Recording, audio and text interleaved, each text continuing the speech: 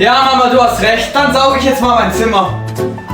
Wow, hätte ich nicht erwartet. Krass. Er scheint wohl echt gründlich aufzuräumen. Ich bin so stolz.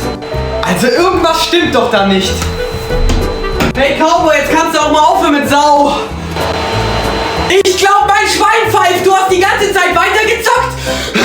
Nein, Mama, es ist nicht so, wie es aussieht. Na, warte.